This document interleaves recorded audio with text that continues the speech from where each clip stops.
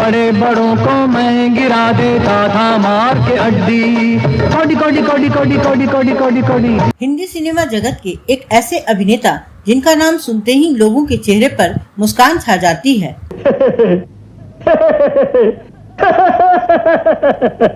एक ऐसे शख्स जो अभिनेता होने के साथ साथ एक कुशल निर्देशक और नाटककार भी थे। आप खर्च चुके के बारे में बिल्कुल फिक्र मत कीजिए, मगर 7 दिन के अंदर शादी होनी चाहिए। 7 दिन में सर? आहिस्ता बोलो, इसके बाद तो 6 महीने तक मुहूर्त नहीं निकलता। एक ऐसे हरफन मौला कलाकार जिन्होंने सीरियस से लेकर कॉमेडी तक के रोल को काफी संजीदगी से निभाया। बाबूजी यहाँ बहुत महंगा है। तो फिर क्यों आ गए बम्बई? अब तो आप भी आ गए ना। लेकिन क्या आप जानते हैं कि राजनीति में न होते हुए भी देश की राजनीतिक पार्टियों को इन्होंने परेशान कर रखा था। छोड़िए ये सब, मुझे वो दे दीजिए, वो भारत रत्न। वो ये नहीं दे सकते। क्यों? मैं पैसे नहीं दे रहा हूँ क्या? क्या आप मानेंगे कि इनके लिखे नाटकों ने कई बार विवादों को भी जन्म दिया और इन्हें जेल की हवा भी खानी पड़ी। मैंने जिंदगी में हर आनंद उठाया है, लेकिन हत्या करने का आनंद नहीं उठाया। इसे कहते हैं स्वर्गीय आनंद। और क्या आप यकीन करेंगे कि ये अपने नाटकों की वजह से बंगाल के कांग्रेसियों के हार की वजह बने थे। जानेंगे और भी बहुत कुछ, आप बने रहिए हमारे साथ। नमस्कार दोस्तों, आप देख रहे हैं ड्रामा सीरीज भारत और मैं हूं आपके साथ कविता। कितनी अफसोस की बात है कि ऐसे स्ट्रेट और ग्रेट थिंकर से मिलने का सौभाग्य मुझे नहीं मिला। दोस्तों, आज हम जिनके बारे में बात करने जा रहे हैं वह है हिंदी और बंगाली फिल्मों के चरित्र अभिनेता और हास्य कलाकार उत्पल दत्त, जिन्होंने अपने अभिनय से फिल्मों में एक अमिट छाप छोड़ी। बहुत उच्च दर का लेखक हैं, ठीक है ना? ऊंचे दर्जे का। हाँ, ऊंचे दरवाजे का दर्जे। उत्पल दत्त का जन्म 29 मार्च 1929 को पूर्वी बंगाल के बरिसाल में एक हिंदू परिवार में हुआ था। उनके पिता का नाम गिरजा रंजन दत्त और मां का नाम शैलबाला दत्त था। उत्पल जी को पढ़ाई के लिए कोलकाता भेजा गया था। इन्होंने वर्ष 1945 में मैट्रिक की परीक्षा पास की और फिर 1949 में सेंट जेवियर कॉलेज कोलकाता से अंग्रेजी साहित्य में स्नातक की डिग्री प्राप्त की। अपनी पढ़ाई के दौरान ही 1940 में उत्पल जी अंग्रेजी थिएटर से जुड़ गए और पढ़ाई के साथ साथ अपने अभिनय का सफर भी शुरू कर दिया। For the last 40 years, it has meant a weapon of political propaganda to me, and I've used it like that. Utpal जी का शेक्सपियर साहित्य से बेहद लगाव था। उन्होंने थिएटर कंपनी के साथ भारत और पाकिस्तान के मंच पर कई नाटक किए, जिनमें ओथेलो से उन्हें काफी सराहना मिली। इसके बाद उत्पल जी का रुझान अंग्रेजी से बंगाली नाटक की तरफ हो गया। 1950 में उन्होंने एक प्रोडक्शन कंपनी ज्वाइन कर ली और इस तरह उन्होंने बंगाली फिल्मों से अपनी करियर की शुरुआत कर दी।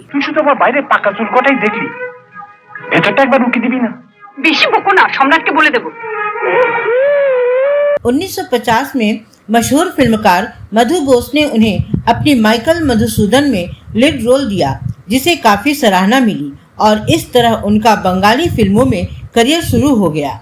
Tomorrow and tomorrow and tomorrow creeps in this petty pace from day to day. तो साथ ही उनका थिएटर से भी प्रेम जारी रहा।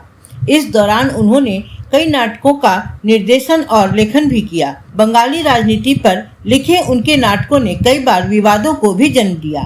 उत्पल जी ने सत्यजीत रे की फिल्मों में भी काम किया। तो कंपनी खामोश क्यों रही? उसकी मदद क्यों नहीं की गई? मुल्क की इंतजाम को सुधारा क्यों नहीं गया? वैसे तो बंगाली रंगमंच और सिनेमा में उनका बहुत नाम था, पर हिंदी फिल्मों में भी अपने हास्य भूमिकाओं की वजह से वह काफी चर्चित थे। एक अभिनेता के रूप में उत्पल जी ने लगभग हर किरदार को निभाया। इन्होंने कभी पिता तो कभी चाचा, कहीं डॉक्टर तो कहीं सेठ, कभी बुरे तो कहीं बहुत अच्छे रोल किए।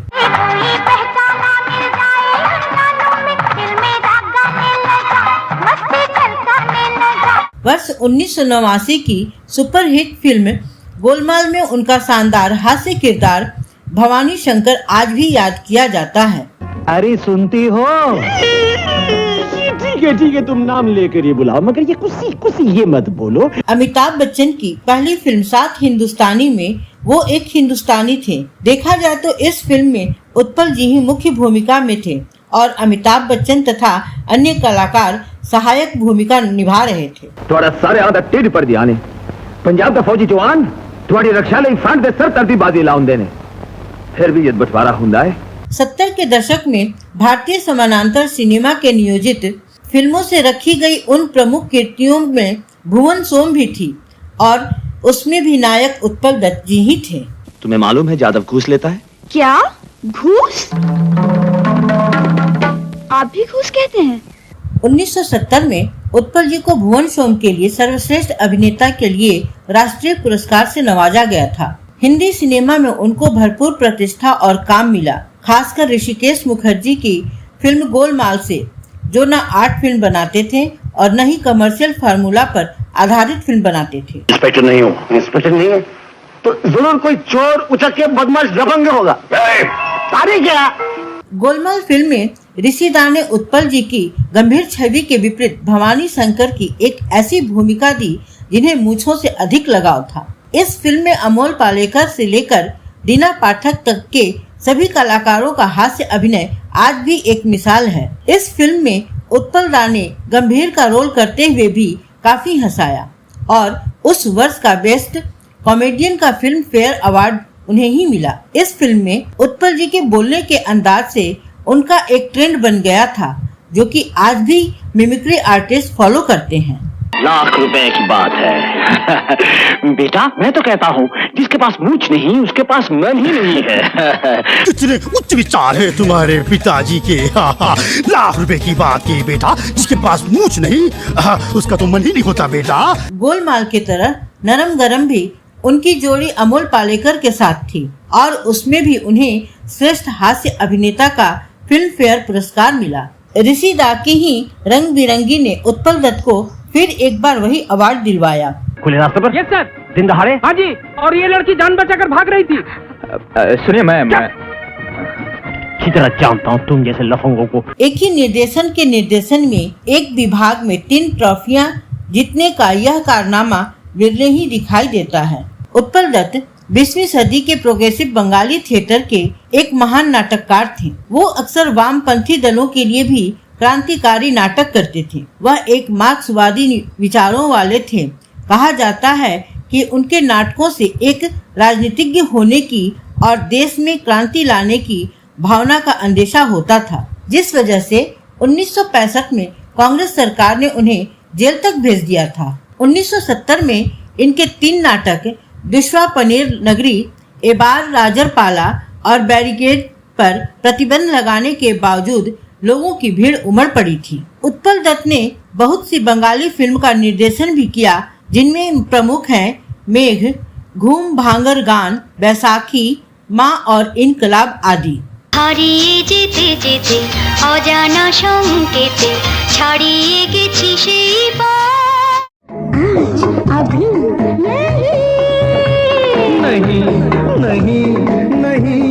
वर्ष 1960 में उत्पल दत्त ने थिएटर और फिल्म एक्ट्रेस शोभा सेन से शादी कर ली। इन दोनों की एक बेटी हुई जिनका नाम विष्णु प्रिया है, जो इनकी इकलौती संतान है। उत्पल जी 1970 से लेकर 1983 तक विभिन्न प्रकार के पुरस्कारों से सम्मानित हुए, जिनमें प्रमुख हैं 1970 में भुवन सोम, 1980 में गोलमाल, 1982 में नरम गरम और 1987 में रंग बिरंगी। क्या कहा?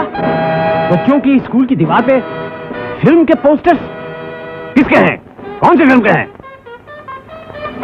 फाड़ के फेंक दो सबके सब। जिसके लिए फिल्म फेयर सर्वश्रेष्ठ हास्य अभिनेता का पुरस्कार इन्होंने जीता। 1990 में संगीत नाटक अकादमी फेलोशिप के लिए जीवन भर योगदान रंगमंच सर्वश्रेष्ठ अभिनेता का राष्ट्रीय पुरस्कार जीता और 1993 को आगंतुक के लिए Bengal film journalist association award जीता।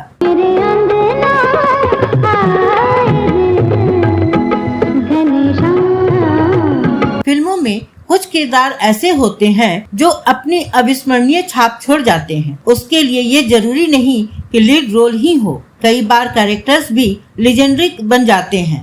इन्हीं में से एक थे सबको हंसाने वाले उत्पल दा, जिनकी तस्वीर को देखकर आज भी लोगों के चेहरे पर मुस्कान आ जाती है। 19 अगस्त 1993 को दिल का दौरा पड़ने से इस मंझे हुए चरित्र अभिनेता का निधन हो गया और वो अपनी यादों को छोड़ सभी से अलविदा कह गए। तो दोस्तों, आपको हमारा आज का यह वीडियो कैसा लगा हमें कमेंट बॉक्स में लिखकर जरूर बताइएगा।